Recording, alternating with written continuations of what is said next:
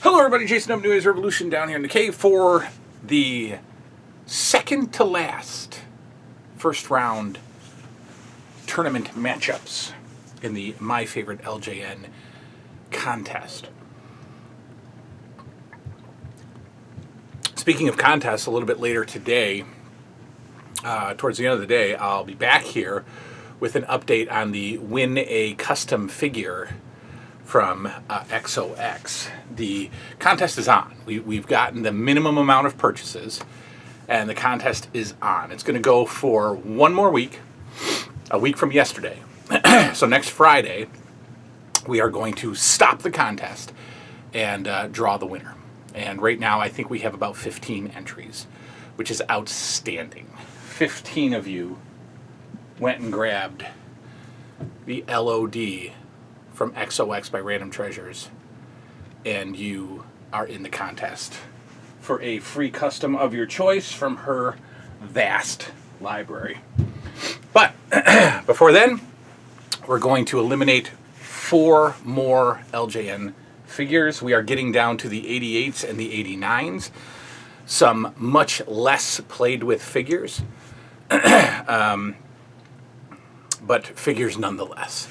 So first up, we've got the white shirt Hogan taking on Hacksaw Duggan with a bootleg 2x4. This is actually this is either the Mattel or the Jack's Hacksaw Duggan board, and white shirt Hogan. So I don't know. I don't know the true story on the history of the white shirt Hogan. I think it was like an anniversary figure.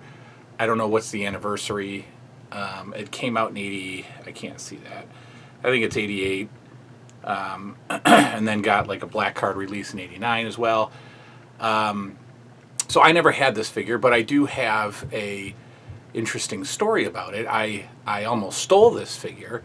I went to a birthday party, and a kid that was there, this is about age 11 or 12 maybe. I went to a birthday party, and there was a kid there that I didn't know, and for some reason he brought along a white shirt Hogan figure, and that's it. Just brought him to the party like his doll, or like his baby doll or something.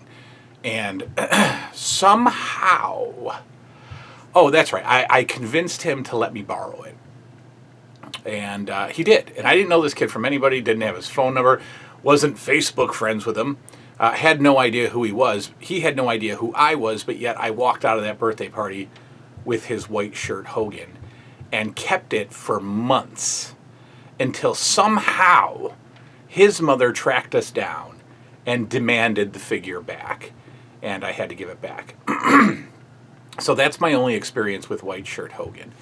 It's a fine looking figure, but there was no way, even at 12, that I was so used to playing with the original Hulk Hogan, there was no way that I was going to play with this figure, right? To me, it's a non-playable figure. Not because of the pose, not because of the size. It is a gargantuan figure.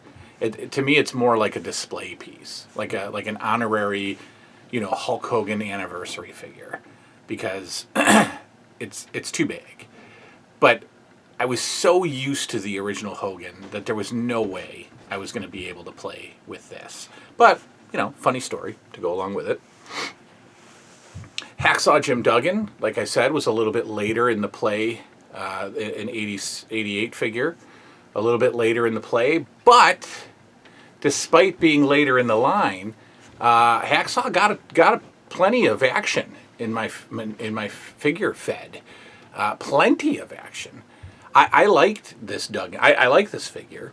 Like I said, this is not the original 2x4. It works, for display purposes. But I enjoyed this figure. And I never really used him as the goofy Hacksaw Duggan, because I was familiar with him as the Mid-South WWF, good guy, but tough guy, right? And then he came to the WWF, and he was kind of like, he became Vince-ized. Into a silly, goofy, ho USA character. But in LJN, I still used him as like the bruiser, tough guy. Used him a lot. Good looking figure, better, Hacksaw Duggan defeats Hogan White Shirt, and he's moving on. Duggan over Hogan. So, now I have Red Shirt Hogan. Right there. We're not using him. We're not going to pull him out. He'd lose, and without the addition of Red Shirt Hogan, which I never owned either, now we have 8 more figures to go, so we'll have an even, we'll have an even first round. If I add Red Shirt Hogan, somebody is left out without an opponent, so we're not going to do that. Bam Bam Bigelow, one-man gang. Never owned Bigelow. Did own Gang. That's not true. Boy, oh boy, I really got to think.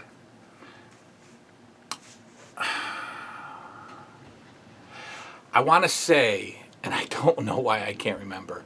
I know that I got Gang in that $4.99 pile at Toys R Us. There was a clearance bin, and I got 6 or 7 figures that day, and I know Gang was one of them. I don't think Bigelow was one of them. I don't think I had Bigelow as a kid. I was never really a fan of the Bam Bam Bigelow character, the WWF character. I never liked him really. I never liked him wherever he was. I didn't care about him when he went to the NWA. I couldn't believe it when he beat Barry Windham for the U.S. title. I never bought into him as a legit opponent. Like they would, in the Survivor Series, he went up against Andre in Survivor Series 87. I was like, no way. He's short, he's stumpy, and I never got the Bam Bam Bigelow allure. And never really had the figure, but I could tell you that it probably wouldn't have been, it certainly wouldn't have been a good guy figure. I would have immediately turned him bad, and maybe had some fun with him as a bad guy, but no way as a good guy. That's not going to work. Probably as a bad guy, kind of like part of a faction, with like maybe Demolition and Kamala, maybe just a giant faction managed by Mr. Fuji, of course. Decent figure. It's not a bad figure. I just wouldn't have had a lot of fun with them. One Man Gang is not a great figure either. Again, we've got with Bigelow and One Man Gang, we've got the black base paint, so you get to see all that. You get to see the black coming through all over the noses. The noses and the fists are the first thing to go, the elbows. Gang is not that great of a figure either. The quality is starting to decline here, but I did have Gang, and I didn't do much with them at all. So, I don't have a lot to say about these figures, but we're going to put One Man Gang over Bam Bam Bigelow for the reasons that I mentioned. So Gang moves on. And I can tell you right now, the 88s are probably going to get eliminated. They're probably not going to survive the second round. We've got Ken Patera versus Harley Race. All right, so this is like the famous eggplant figure, right? It's just odd. It's to me, when I look at that, it's purple on purple, even though his skin tone is tan, and I just see purple. I just see this figure having just weird skin tone. I don't remember Ken Patera ever this tan. And I don't love this pose. To me, that's a tough pose. It makes sense, the double bicep pose. But I never liked Ken Patera as a wrestler. I liked him as a... I favored him more as a bad guy in 84, 85, right? A Heenan family bad guy. Never cared for him when he came back from jail, right, and prison, and they highlighted that and made it into a story and released a VHS tape, the Ken Patera story. I don't know how much in depth they got into him throwing a boulder through, McDonald's window and punching out cops. I don't know how much they got into that. But when he came out of prison, they pushed him He was, again, part of the first Survivor Series team. A good guy. You know, Bobby Heenan never called him when he was in prison. So, of course, Ken Patera needs to get revenge on Bobby Heenan. And in the Fed, like I said before, he teamed with Billy Jack Haynes for a very lackluster, short-lived tag team. Never did really anything else with him. Ken Patera takes on Harley Race. Now, believe it or not, I liked this figure as a kid. I had him as a kid. I had both. I liked this figure as a kid. I really did. And I still treated Harley Race like NWA Harley Race when I played with him. So he actually did, even though it's a terrible pose, and he's got, you know, this big furry jacket on, I still used Harley Race as a kid and had plenty of fun with him. He did fine. He was part of the Federation. Absolutely. I didn't think twice about it. And it's a great crown.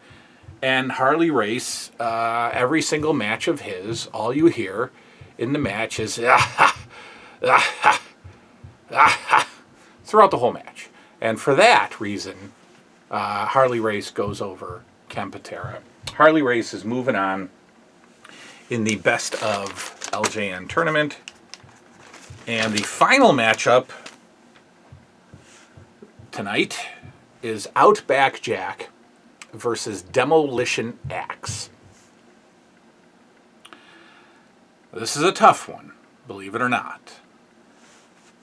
Outback Jack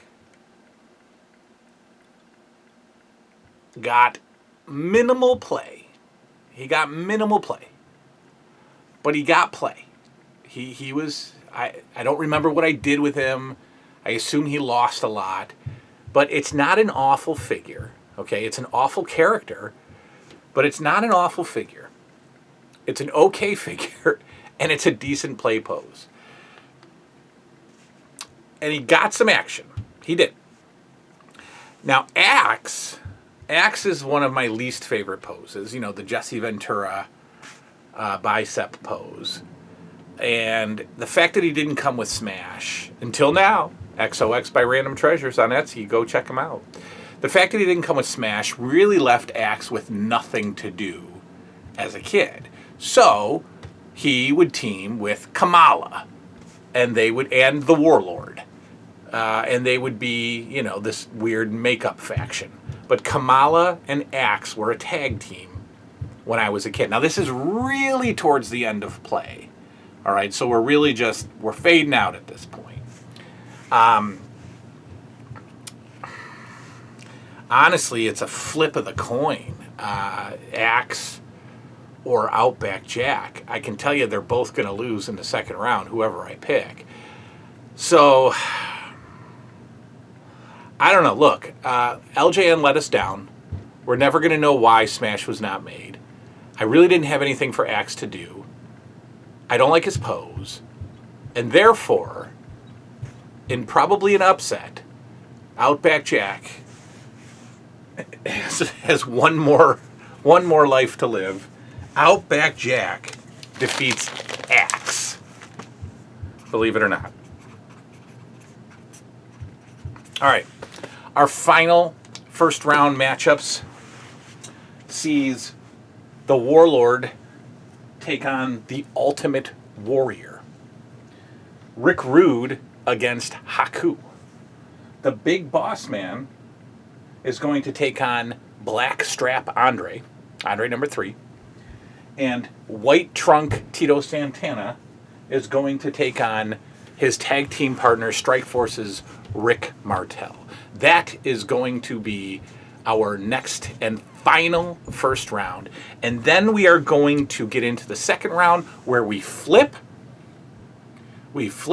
And Jimmy Snuka is going to take on the winner of Rick Martel versus Tito Santana, and we're going to do it that way. So we're going to see guys that don't belong in the tournament get eliminated. If I went down the line in order, you know, we'd have Snuka versus Hogan. And that's not fair, because then we'd have some we'd have some black card figures moving on. So we're going to, the guys that don't belong are going to get eliminated in the second round. And that is probably coming up Monday. Probably Monday. Tomorrow will be the final matches of the first round. Tonight, look for an update on XOX contest. We're going to read off the names that are entered thus far, so tune in to hear your name mentioned on live TV, live taped TV. And that's that. So happy Saturday. We'll see y'all next time. Good night now.